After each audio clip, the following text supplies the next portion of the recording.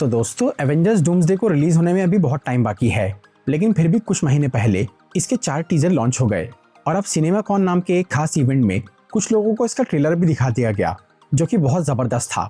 भले ही ये video leak नहीं हुआ, लेकिन इसका डिस्क्रिप्शन बाहर आ चुका है, जिससे हमें मूवी के बारे में बहुत कुछ पता चल गया।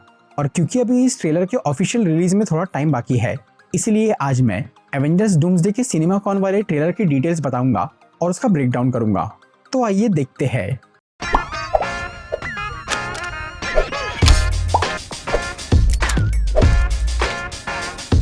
तो इस ट्रेलर की शुरुआत में हमें एक्स मैंशन यानी म्यूटेंट्स की स्कूल का बोर्ड नजर आता है, जो कि खराब हालत में जमीन पे पड़ा हुआ था। ये वही सेम सीन है जो कि हमने डूम्सडे के तीसरे एक्समैन वाले टीजर में देखा था, और ये बोर्ड और इस पे लिखा हुआ सब कुछ बिल्कुल वैसा ही है जैसा कि हमने पुरानी एक्समैन मूवीज में देखा है। मतलब एवेंजर्स डूम्सडे में हमें म्यूटेंट्स का जो यूनिवर्स दिखने वाला है वो कोई नई दुनिया नहीं है, बल्कि वो फॉक्स का पुराना एक्समैन यूनिवर्स है, जिसका एमसीयू के साथ क्रॉसओवर देखना बहुत मजेदार होगा।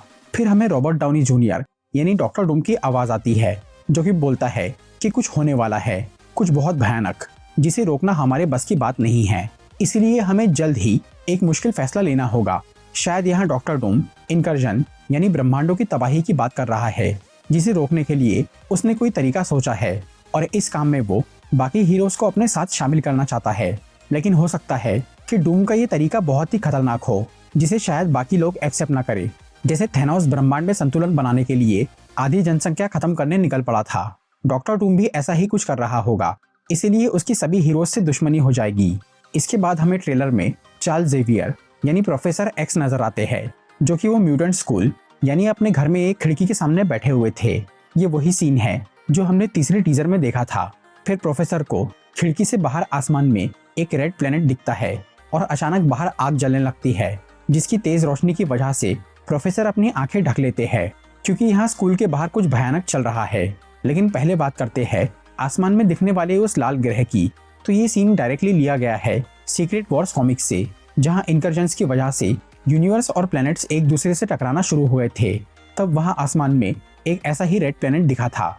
तो ट्रेलर में दिखने वाली एक्समैन की इस दुनिया में भी कोई ग्रह टकराने वाला है, पर इसके बाद वहाँ जो होता है वो उससे भी ज्यादा भयानक है। फिर हमें दिखता है विक्टर वॉन डूम, जो कि एक्समैन की स्कूल के बाहर मौजूद है, और उसने बढ़िया सा कॉमिक एक्यूरेट सूट पहना है। हालांकि अभी यहाँ रॉबर्ट डाउनी जूनियर का फेस नहीं दिखाया गया, लेकिन उसकी कड़क आवाज और ये कॉस्ट्यूम बहुत जोरदार लग रहा था। डॉक्टर डूम एक्समैन की दुनिया में क्यों आया है ये हमें आगे पता चलेगा। इसके बाद मार्वल स्टूडियोज का लोगो दिखाया जाता है, और फिर हमें न्यू एवेंजर्स का टावर नजर आता है, जो कि हमने थंडरबोल्ट्स मूवी में देखा था, जहां एंट्री करते हैं फैंटास्टिक फोर और थॉर।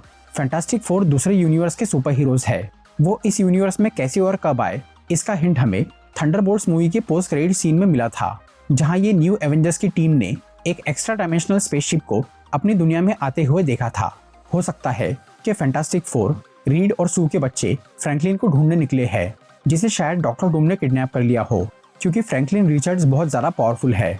फिर आगे हमें ट्रेलर में सैम विल्सन यानी नया कैप्टन अमेरिका और उसके साथ स्कॉट लैंग यानी एंटमैन भी दिखता है, जहां उस टावर में एक तरफ थंडरबोल्ट्स यानी न्यू एवेंजर्स खड़े रहते हैं और दूसरी तरफ थॉर, कैप्टन अमेरिका और एंटमैन यानी ओल्ड एवेंजर्स खड़े हुए दिखते हैं, और उन दोनों के सेंटर में मौजूद है फैंटास्टिक फोर।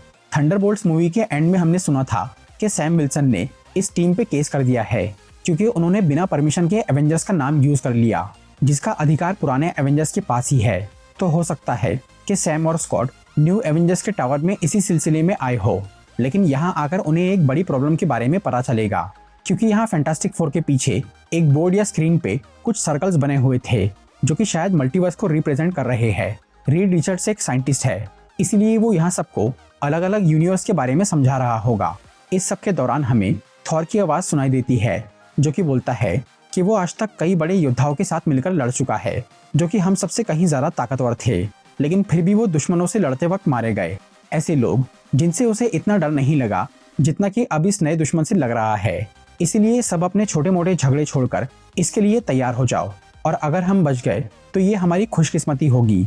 थॉर ये डायलॉग बोलते वक्त काफी डरा हुआ और गुस्से में लग रहा था, जिससे ये समझ में आता है कि वो डॉक्टर डूम से मिल चुका है और उसने ये देख लिया है कि डूम कितना खतरनाक है। थॉर पूरे एमसीयू का बहुत पावरफुल कैरेक्टर है, जो कि बड़े बड़े मॉन्स्टर्स और एलियंस से लड़ चुका है और उन्हें हरा चुका है। पर अब एक ऐसा विलेन आ गया है जिसने गॉड ऑफ थंडर को भी डरा दिया है। इससे हमें डॉक्टर डूम का पावर लेवल पता चलता है। इसके बाद हमें ट्रेलर में ब्लैक पैंथर शूरी, एम्बाकू, नेमोर और बेन ग्रिम दिखाए जाते हैं, जिन्हें हमने चौथे टीजर में भी देखा था।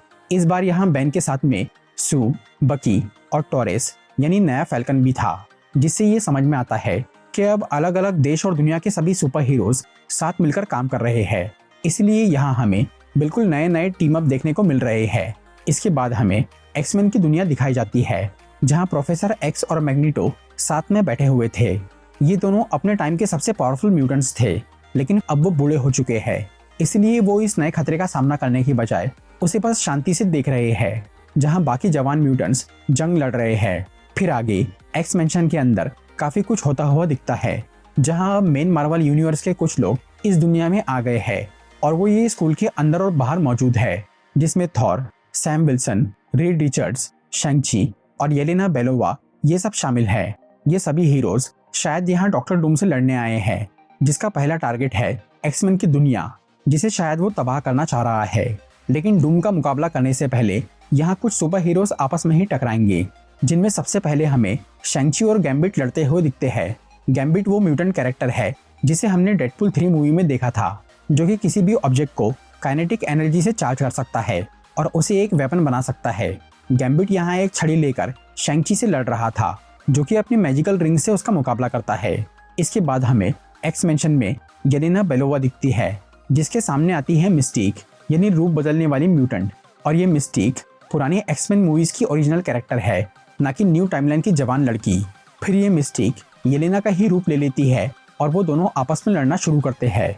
तो हो सकता है कि ये म्यूटेंट हीरोज एवेंजर्स का साथ देने से पहले उनके साथ थोड़ी अनबन करेंगे, लेकिन बाद में वो सब एक हो जाएंगे और डूम के खिलाफ लड़ेंगे। दूसरी तरफ हमें एक्स मैंशन में स्कॉट समर्स यानी साइक्लोप्स नजर आता है, जो कि अपने नए कॉमिक एक्यूरेट सूट में है। साइक्लोप्स को उस घर में पहले कुछ हलचल महसूस होती है, जिसकी वो जांच करता है।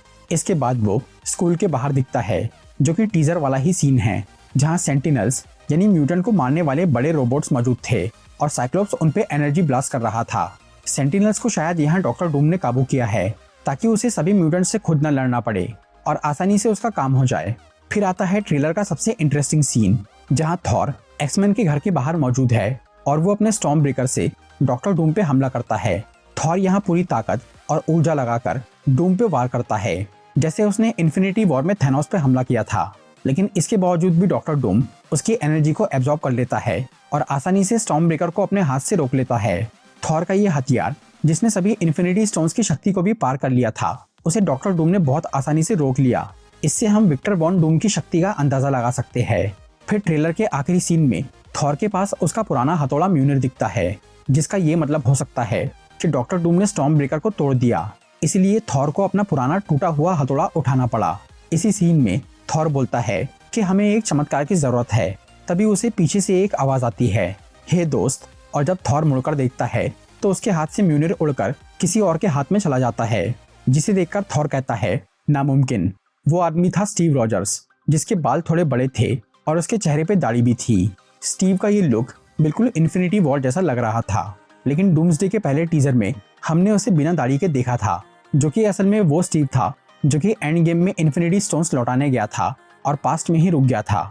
अभी ट्रेलर में दिखने वाला ये स्टीव भी वही पास्ट वाला वर्जन है, क्योंकि वो जवान है, जबकि मेन टाइमलाइन वाला कैप्टन अमेरिका बूढ़ा हो चुका है।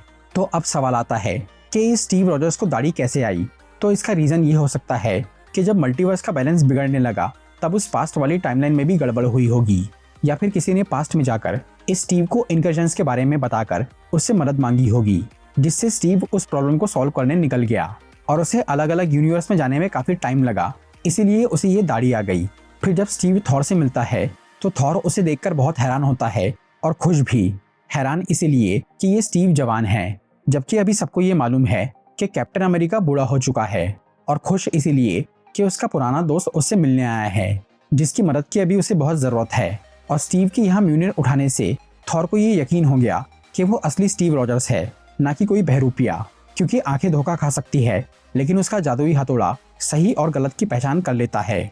तो जैसे एवेंजर्स एंड गेम में कैप्टन अमेरिका ने म्यूनिर उठाकर उसका बहुत अच्छा इस्तेमाल किया था, वैसे ही अब वो फिर से इस हथौड़े से दुश्मनों की धुलाई करेगा। लेकिन जब डॉक्टर डूम के सामने थॉर और उसका स्टॉर्म ब्रेकर भी नहीं टिक पाया तो पता नहीं स्टीव और म्यूनिर का क्या होगा। पर अभी तो इस बात की खुशी हो रही है कि एवेंजर्स डूम्सडे एक बहुत ही धमाकेदार मूवी होने वाली है, जहां हमें हर यूनिवर्स के सुपर हीरोज नजर आएंगे। तो दोस्तों, ये था एक ट्रेलर ब्रेकडाउन वीडियो और एवेंजर्स डूम्सडे के बारे में कुछ इन्फॉर्मेशन। अगर आपको ये वीडियो अच्छी लगी हो तो इसे लाइक और शेयर जरूर करिए। और ऐसी ही इंटरेस्टिंग वीडियोस देखने के लिए सब्सक्राइब कीजिए हमारा चैनल और इस बेल आइकन को दबाइए ताकि आपको हमारी वीडियोस सही टाइम पर मिल सके। I'm walking alone, the streets are empty. The only thing I can see is my own silhouette. I'm getting stronger, step by step. The clock is ticking, but there's no time for me.